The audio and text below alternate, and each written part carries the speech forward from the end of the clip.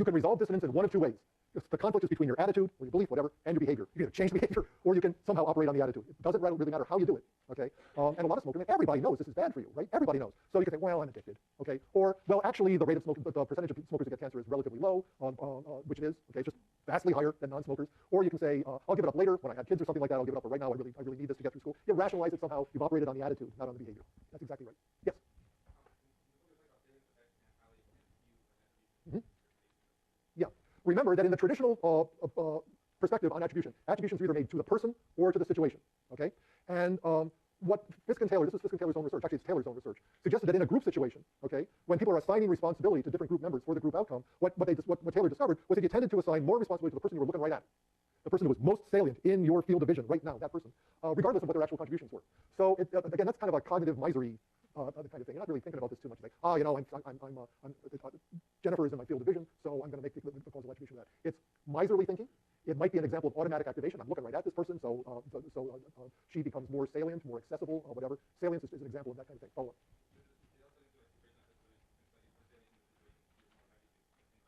Yes, exactly so. Whatever you pay attention to is going to activate knowledge, beliefs, attitudes in your mind. But salience is one way of drawing your attention. Okay, there are actually two mechanisms for attention. Fisk and Taylor don't really talk about this too much. Most of the time they're talking about attention being drawn to an object that's salient or big or significant somehow, but also attention can be paid to an object. But these salience effects, they operate more or less automatically. Something new, unusual, big, bright, special, distinctive in the environment, you're going to pay attention to it. That's exactly what happens. Who is next? Somebody was next. Over here, anyway? Yes? It isn't. Okay, I'll repeat this question for the folks at home. How exactly is vividness different from salience? That's all the same thing. Whatever is distinctive, right? Now, salience could mean big and bright, okay? You can have an object that is not big, not bright, but still is red or really clear, fine-grained, whatever, and that it would become salient in that respect. Again, vividness and salience are two ways in which something can become distinctive, and we tend to pay attention to what is distinctive in our environments. That's the real point of that. Don't get hung up on the difference between vividness and salience. The big point is distinctiveness. Let's move from social perception to social memory, okay? There I introduced network models of memory, nodes representing concepts, associative links between them, all woven into a network of associated knowledge. Talked about how persons are represented in memory. Talked about how trait and behavioral information are represented, relations between trait and behavioral information and schematic processing. Did a little neuroscience. We'll come back to that later. Fisk and Taylor talk about the same network models I focused on, but they also talk about two alternative ways of thinking about the organization of person memory, what they call a proceduralist view and what they call a connectionist view. Don't worry too much about that. Okay, you got enough to handle just thinking about associative network views and their implications. And then Zerubbabel talks about collective memory, which I really think is the most well-developed concept in cognitive sociology. The idea that groups, institutions, societies, cultures have memories that operate much the same way that individual memories do. That's a really interesting idea in sociology, and one that Zerubbabel himself has done quite a bit of work on. His work on national calendars, for example. Yes? Do we have to memorize any specific experiments? No. Yeah. No, you don't have to talk about specific experiments. Anderson 1974, Anderson and Hastie 1974. No, none of that at all. I really want you to get at basic concepts and principles here. I talk about experiments for a couple of reasons. First, they're great experiments. They're really cool, right?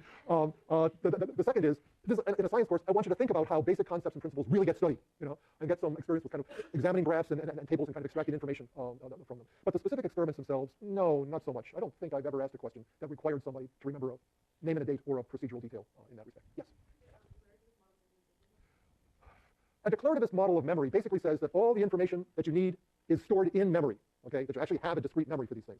A proceduralist model basically says that in order to answer a lot of questions, you don't just retrieve stored information, you compute it online. So for example, if I asked you if James Bartlett is a kind person, a declarative model would say you retrieve your memory for James Bartlett and you see if there's a node that says kind attached to it. A proceduralist model would say, you don't do that. What you do is you retrieve memories about James Bartlett, that he rescued the kitten, that he adopted the child, and so on, and then you compute from that behavioral information what James Bartlett is like at the trait level, that he's kind or whatever. So the declarativist view basically says that all the knowledge you have about a person is stored in memory. The proceduralist view says that's not the case. We do store some knowledge in memory, but then we use that knowledge to compute new knowledge, to create new knowledge, generate it online. That's one reason why I don't want you to focus on this. It's a distraction. It's a very interesting model of social cognition, and I talk about it some in the lecture supplements, but I pretty much left it out of the lectures because I wanted to de-emphasize it. Follow up. Oh, yes, they are. Yes, associative models and declarativist models are basically the same thing. I promised to, here first. Yeah, a schema is basically your abstract, generic knowledge about something. You have schemas about mental patients, you have schemas about colleges, you have schemas about particular people that represent your generalized expectations about what that thing or that person is like. And then you have specific knowledge about Berkeley as opposed to Stanford, about schizophrenics as opposed to depressives, about Jack as opposed to Jill, okay? And what schematic processing has to do with is the relationship between your generic knowledge about, in this case, a person, and your knowledge about his or her specific actions and experiences. So if I tell you Judy's an intelligent person, and then I say Judy won the chess tournament, you say, oh, okay, makes sense. That's the kind of thing you'd expect an intelligent person to do. If I say Judy's an intelligent person, but she couldn't understand the daytime TV show, you say, what? You know, they're pretty dumb, those shows. They're fun, but they're dumb, and an intelligent person ought to be able to understand them. Or if I say to you, Judy's an intelligent person, she bought a sandwich for lunch, you'd say, who cares? Okay? So now I go back and I say, what'd Judy do? You'll remember that Judy won the chess tournament because that's schema congruent information, and the schema provides extra retrieval cues. You'll remember that she didn't understand the daytime television show because that's schema incongruent behavior, and you've got to spend some time trying to figure out why a smart person like Judy would do something like that. If I ask you about the sandwich, you're not going to remember that too much because it doesn't get the advantage that schema congruent information gets at the time of retrieval by virtue of the cues provided by the schema, and it doesn't get the advantage that schema incongruent information gets at the time of encoding by virtue of all that explanatory stuff that you have to do to figure out why smart Judy didn't understand the daytime television show. So that's the basics of schema congruence. And there are lots of other explanations, but basically that's how it works and why it works. So you get this kind of U-shaped function. If you plot schema congruence against memory, schema congruent behaviors are remembered better than schema irrelevant behaviors. Schema incongruent behaviors are remembered better than schema congruent behaviors. There's an advantage for encoding over retrieval in that respect. Yes? Yeah, this is Thrall. You don't have to remember his name. Thrall's associative network model. What Thrall basically said is, when you encode something, you establish some links. Okay? If you encode a schema irrelevant piece of knowledge, you just encode the piece of knowledge. It doesn't link up to anything else because it's not relevant.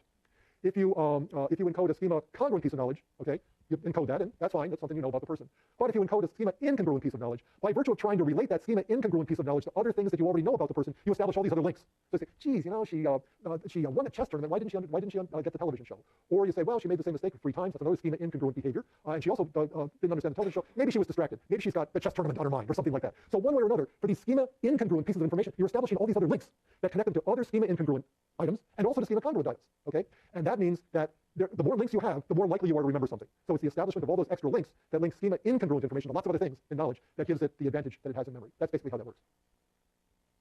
Follow up. Yeah. Yeah.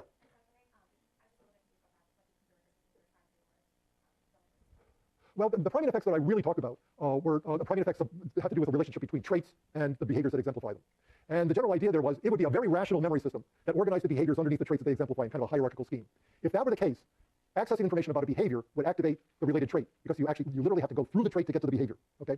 By the same token, accessing information about a trait would make it easier to access information about trait-related behaviors because activation of the trait would spread to the related behaviors. Okay. It turns out you don't get either of those priming effects. Remembering an event doesn't prime the trait related to that event. Remembering a trait doesn't prime trait-related behaviors. Therefore, it seems to be the case that trait and behavioral knowledge about a person is more or less encoded independently of each other. Now, in Klein's, you don't have to remember his name either. Klein's experiment about his mother, okay, well, his subject's mothers. There was some priming when the trait wasn't all that descriptive of the mother, okay. But for things where you say, yeah, my mother's wonderful, she's loving, she's kind, she's generous, she's sweet, all those kinds of things, there's no priming for those highly descriptive traits, which are where the action really is. Let me quickly move off to categorization, see if there's anything that we have to deal with there. We talked a lot about the various kinds of social categories. The point of all of that is social categories look like natural categories, but they're also socially constructed. They change with time, they change with culture, okay? It's not the same thing as, biological categories of plants and animals. And the big social categories are stereotypes, okay? Stereotypes, we've got a group of people who all seem to share a set of characteristics common to each other. And when we see a member of a stereotype group, we infer that they possess the characteristics of the stereotype. When we see a stereotype group, stereotype person's behavior, we assume that his behavior is representative of other people in that group. So, I don't know, what is that slide? Oh, there we go, thanks. That's basically what that was all about. Social stereotypes, about which Fisk and Taylor, they really do a good job on social stereotyping. They are special kinds of social categories. Yeah. Yeah. Oh, in the classical view of categories and in the prototype view of categories, the mental representation of the category, the concept, is a summary of what all the category members are like. In the exemplar view, there's no summary representation. Rather, all you've got is a set of exemplars of the category. Okay? So I can tell you what birds are like. For example, they're warm-blooded creatures with feathers and wings, fly, sing, and stuff like that. And if I want to categorize something as a bird, I'd reference that prototype. Or I could just say, looks like a robin, or looks like an eagle, looks like a bluebird, or whatever. That second way is the exemplar method of categorization. Now, I didn't get to talk about that in class, but the Fisk and Taylor chapters on social categorization talk a lot about the differences between prototype views of categorization and exemplar views of categorization. So that's important. The bottom line seems to be that when people are new to an area, they're novices in some domain, they tend to use prototypes for classification. The more expertise you get in a domain, the more likely you are to use exemplars as the basis for categorization. That's a pretty well-established finding. But there are still fistfights in the corridors of scientific conventions about the comparative virtues of prototype versus exemplar views of categorization. I don't want to get caught up on that. You really want to know about this? Professor Tanya Lombroso teaches a dynamite course on categorization. She'll take you through all of that and more. And I have some of that material in the lecture supplements as well. But if I didn't lecture on it, Fisk and Taylor don't talk about it, you're not responsible for it. Yes? Yeah, and problems with the question of embodiment of personal memory. I didn't get it either. In fact, I don't get this whole embodiment business, okay? This is a new thing in social psychology, and it kind of comes out of the idea that our bodily feelings shape our cognitions, like emotions and stuff like that. But embodiment is really new. It's something that's kind of difficult to get your head around. It's not a criticism. I'm having difficulty getting my head around it too. And I got former students who talk about this all the time, and I just stare at them like, I don't know what the hell you're talking about. Don't worry about it. It's not on the exam. Remind me, though, in the queries and comments thing, and I'll talk a little bit more about embodiment, just kind of, because it's an interesting question, but I don't want you to get hung up on it for the exam. Okay? Fair? Good. We got time for maybe one more? Let's go to judgment and decision making. There we go. Yes?